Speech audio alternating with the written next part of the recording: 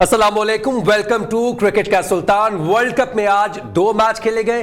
पहले मैच में बांग्लादेश ने कामयाबी समेटी, अफगानिस्तान को मैच हराया।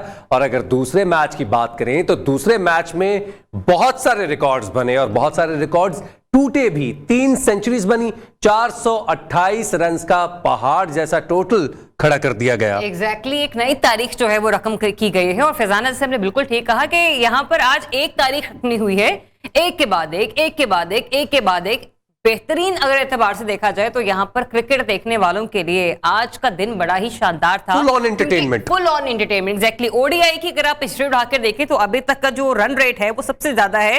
और जो आज टारगेट दिया गया वो 429 का था। और हमने ये देखा कि साउथ अफ्रीका की तरफ से 50 ओवर में 428 रन बनाए गए, पहाड़ जैसे रन। वर्ल्ड कप का हाईएस्ट टोटल, बिल्कुल 3 सेंचुरी स्कोर की गई। रसी वेंडर डूसन ने सेंचुरी की। अगर बात करें हम रीजा हेंड्रिक्स की, उन्होंने सेंचुरी स्कोर की। और एडन मार्करम की तो क्या ही बात करें। उन्होंने केविन ओब्रायन का 2011 का रिकॉर्ड तोड़ा है और सिर्फ 49 बॉलों में सेंचुरी स्कोर की है। श्रीलंका के लिए सिर्फ एक ही बात कहना चाहूंगा, मुकाबला तो दिले नातवा ने बहुत किया। अगर थोड़ी विकेट्स ना गिरी होती तो वो मैच जीत सकते थे। इस मैच के ऊपर बस इतना ही था। नहीं, बस इतना ही था। और ये फैजान मेकअप रूम में बैठ के याद करके आए थे कि ये मैंने बोलना है। एनीवेज, हो गया फैजान। हाँ, आगे बढ़ते हैं। रिपोर्ट देख लेते हैं पहले मैच के ऊपर, उसके बाद हम अपने एक्सपर्ट्स की जानिब जाएंगे, इस मैच पे बात करेंगे। पहले रिपोर्ट देखते हैं जी। तो ताबड़तोड़ जो सेंचुरियां स्कोर की गई हैं साउथ अफ्रीका की तरफ से, अपने एक्सपर्ट से इस पर राय ले लेते हैं। हारून रशीद साहब हमें ज्वाइन कर रहे हैं। Sir, thanks for joining. सदर मान साहब हमारे साथ मौजूद हैं। कैसा शानदार मैच देखने को मिला आज? आई थिंक इसमें तो मैं ग्राउंडमैन को क्रेडिट दूंगा कि जिस किस्म की पिच उसने बनाई। और अफसोस करूंगा बॉलर्स के लिए, क्योंकि उनके लिए कुछ भी नहीं था इस पिच में। और जिस तरीके से बैटिंग हुई है, हम अपनी क्रिकेट की इस्तेलाह में कहते हैं बदतमीजी वाली बैटिंग, यानी आपने बॉलर को कुछ समझा ही नहीं, मारा है आपने ऐसे। इवन फॉर दैट मैटर, हम साउथ अफ्रीका की बात कर रहे हैं, लेकिन श्रीलंका भी तकरीबन अगर आप देखें 326 तक पहुंच गए। पिच कितनी जबरदस्त बनी हुई थी और उसको रीड करने के बाद बैट्समैन ने अपने आप को अप्लाई कैसे किया। बहुत ही ऑर्गेनाइज क्रिकेट खेली, बहुत ही प्रोफेशनल वे में साउथ अफ्रीका ने क्रिकेट खेली। हम और रहमान ये बात कर रहे थे कि जो लास्ट 10 ओवर्स का एडवांटेज जो है ना, वो सिर्फ उसी सूरत में होगा जब आपके बैट्समैन वहां बैटिंग कर रहे हो, जो साउथ अफ्रीका ने आपको ये प्रूव करके दिया। तो आई थिंक ये एक लर्निंग कर्व है उन तमाम टीमों के लिए जो भी इन्होंने आगे जाके मैचेस खेलने हैं, क्योंकि कल भी बड़ा टाकरा होने जा रहा है। बिल्कुल ऐसे ही इंडिया और ऑस्ट्रेलिया। सो मेरे अपने नज़दीक सुपरलेटिव बैटिंग, जिसमें किसी किस्म की कोई दो राय नहीं। पहली विकेट जल्दी गिरी, रेजा आउट हो गए, लेकिन डिकॉक और जो पार्टनरशिप हुई डुसन की, उसके बाद उन दोनों ने सेंचुरी की। और नीचे आके जो उसके ऊपर जिसको कहते हैं ना आइसिंग ऑन द केक, वो मार्करम ने किया। मार्करम एंड मिलर ने तो बीच में किया, लेकिन मार्करम ने जिस अंदाज में यार 54 बॉल्स पे उसने जब सेंचुरी स्कोर की, उसके बाद मिलर ने आगे उसको थोड़ा और फर्दर एक्सेलरेट किया। क्लासन ने भी आगे जो छोटी सी कैमियो खेली, उससे बड़ा जबरदस्त। तो आई थिंक मेरे अपने नजदीक आपको पता लग गया है कि ये वर्ल्ड कप जो है ना किस सिमत में जा रहे हैं। हाँ। और कितने हाई स्टैंडर्ड्स हो चुके हैं। एडन मार्करम की बारी की मुझे लगता है 49 बोले तो हम देख नहीं पाएंगे, लेकिन जो चौके छक्के हैं वो तो देख पाएंगे, वो देखते हैं। यार ऐसी वर्ल्ड कप में खेल सकते हैं, अदरवाइज ऐसी इनिंग्स लाइफ में भी कम ही होती है। मैं आपसे पूछना चाहूंगा, बैटिंग पैराडाइज, ट्रैक के ऊपर आपकी बॉल टर्न ना कर रही हो, आपकी पेस आ रही है, लेकिन पेस के बाद भी बैट्समैन आपको बहुत अच्छा प्ले कर रहा है। जो आप बात कर रहे थे कि बॉलर्स के लिए कब्रिस्तान ही था, आई थिंक। ये हमने शुरू में भी यही कहा था कि अब क्रिकेट में बॉलर्स के लिए कुछ भी नहीं है, क्योंकि जिस तरह की क्रिकेट हो रही है, किस तरह बॉल करे बंदा। इवन देखिए साउथ अफ्रीका ने तो मारा ही है, लेकिन साउथ अफ्रीका की बॉलिंग एक टाइम पे बिल्कुल उनके पास ऑप्शन ही नहीं था। पहले 10 ओवर में ऐसा फ्लैट किया उसने कि ऐसे लग रहा था कि ये मैच वो ले जाएंगे। बिल्कुल, लेकिन हैंसन ने 92 स्कोर दिया अपने 10 ओवर में। एग्जैक्टली। लेकिन माय पॉइंट ऑफ व्यू कि आज की जो साउथ अफ्रीका के इनिंग्स का क्रेडिट है ना, वो डी कॉक को बहुत जाता है। वो अपनी नेचर के अगेंस्ट खेला है। यही बात हम पहले भी करते हैं, हारून भाई भी यही बात करते हैं कि उसने देखे 24 रन मेरा ख्याल है 38 बॉलों पे बनाए और वो सेंचुरी करके गया। उसने ये नहीं देखा, तब वो 10 ओवर उन्होंने पिच पे अच्छे निकाले हैं, जो किया एग्जैक्टली विकेट नहीं गवाई। और वो एंड पे देख ले कि वही बैट्समैन बचे और उन्होंने कहा जाके फिनिश किया 428 रन पे। और यही श्रीलंका भी कर रही थी, अगर उनकी एक विकेट इकट्ठी ना गिरती तो देख ले कि अभी भी मेरा ख्याल है 7 ओवर पड़े थे। बिल्कुल ऐसे ही। 7 से 8 ओवर पड़े थे और 328 रन उन्होंने बनाए।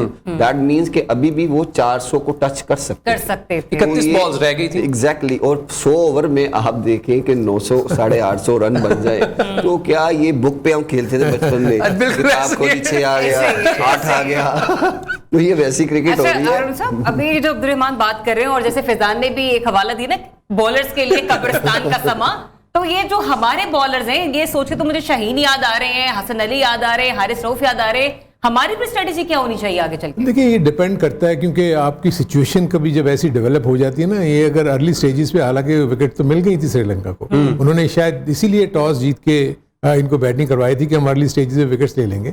लेकिन पहली ओवर में विकेट लेने के बाद जिस तरह आगे उन्होंने संभाल के खेला, पहले 10 ओवर्स पे उन्होंने और विकेट्स नहीं गिरने दी। जो पहली बात कर रहे थे कि जो प्लान होता है वो 10 ओवर का अलग होता है, फिर 11 से 40 तक अलग होता है और 41 से 50 तक अलग होता है, और एग्जैक्टली उन्होंने अपने प्लान के मुताबिक बैटिंग की और जो भी उनके बैट्समैन है उनको पता था कि उन्होंने क्या करना है। सर आई डोंट थिंक कि कोई भी टीम 428 का प्लान करके आएगी इन द ग्राउंड के 50 ओवर्स में। हमने 28 का ज़हन में नहीं होता, लेकिन कैपिटलाइज करने की बात होती है। उसमें आप 428 तक पहुंच जाए, उसमें आप 390 तक पहुंच जाए, या उसमें आप 450 तक पहुंच जाए। तो इसलिए मैं वही कहता हूं कि एक सेट टारगेट नहीं होता। मैंने आपको कहा था कि ड्यूरिंग द गेम टारगेट्स जो है ना वो इंक्रीज होते हैं, डिक्रीज होते हैं, बढ़ते रहते हैं डिपेंडिंग ऑन द पिच। बिल्कुल, अगर वो पिच थोड़ी सी वेरिएबल है, उसमें बॉलर्स को हेल्प मिल रही है, तो वो 400 के लिए नहीं जाएंगे, वो 275 के लिए जाएंगे। तो उस हिसाब से वो खेलेंगे। ये एक थिंग, ये बड़ा ही जो ये वर्ल्ड कप मैं देख रहा हूँ बड़ा कीनली कंटेस्टेड होगा, और इसमें थिंकिंग जो है ना, जो प्लानिंग है वो बड़ा अहम रोल प्ले करेगी किसी भी टीम ने जो आगे तक 4 में अगर फिनिश करना है। रहमान, मैं आपसे पूछना चाहूंगा कि श्रीलंका ने बैटिंग का जब आगाज किया, उन्होंने अपना रन रेट जो रिक्वायर्ड था उसके मुताबिक चल रहे थे, और आई थिंक 41 ओवर्स में स्कोर उतना ही था जितना साउथ अफ्रीका का था, लेकिन 8 विकेट इनके गिर चुके थे, उनके सिर्फ 3 विकेट गिरे थे। जो कैपिटलाइज की बात करते हैं कि आप मिडिल ओवर्स के बाद आप 41 से 50 तक कैपिटलाइज करें, वो साउथ अफ्रीका ने बहुत अच्छे से किया, लेकिन श्रीलंका कहां चुका 3 50s कर गई। फिर भी यू नो व्हाट के उनके थोड़े एक्सपीरियंस प्लेयर्स थे।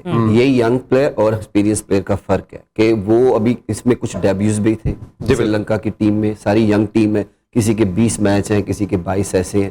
तो वो जो उनकी टीम में खेले हैं, किसी 100 अबव गेम्स भी है उसमें, 200 से ज्यादा मैच भी हैं। तो ये फर्क जरूर आता है। उनकी क्रिकेट बहुत ज्यादा खेले हुए हैं, और जैसी क्रिकेट इन यंगस्टर ने खेली है, लेकिन इन्होंने ऑसम क्रिकेट खेली है क्योंकि जवाब ऐसा था। बिल्कुल, मुझे लगता है कि ये डिफीट इनको इतना दुख नहीं देगी क्योंकि they performed well as well. इसके अलावा उनके बॉलर आज अच्छा सो सकेंगे, क्योंकि अगर ये वन साइडेड हो जाता, अक्सर होता है इतने बड़े स्कोर में टीम 150-200 के अंदर आउट हो जाती है। तो लेकिन आज उनके बॉलर इतना जरूर जाके बात करेंगे कि यार तूने मेरा बदला जरूर लिया, मैं आराम से सो जाऊंगा। क्योंकि एक ओवर में जो दुनिया के बेस्ट बॉलर्स हैं साउथ अफ्रीका के, दोनों बेस्ट बॉलर हैं। तो एक तो उनका नया खेला मार्को हैंसन है, एग्जैक्टली, और नगीदी और वो दोनों रिबाडा, ये उनके सीनियर प्लेयर्स हैं, लेकिन उनको देखो 3-3 छक्के एक ओवर में मारना। एक ओवर में एग्जैक्टली। तो वो एक टाइम पे ऐसा था कि वो चाह रहा था मैं किधर बॉल करूं। और एक हेडलाइन में वो वर्ड लगता है ना, जारहाना इनिंग्स खेली, तो वो जारहाना इनिंग्स ये लिटरल जारहाना थी। हाँ, ये जारहाना। अगर वो 10 ओवर और खेल लेता, अगर वो आउट ना होता वहां पे, तो ये सिनारियो और होता। बिल्कुल, आज भी वो क्लोज हो जाते और विन के। जिस तरह उसके बैट पे बॉल आ रहा था, मैं नहीं समझता कि कोई भी बॉलर,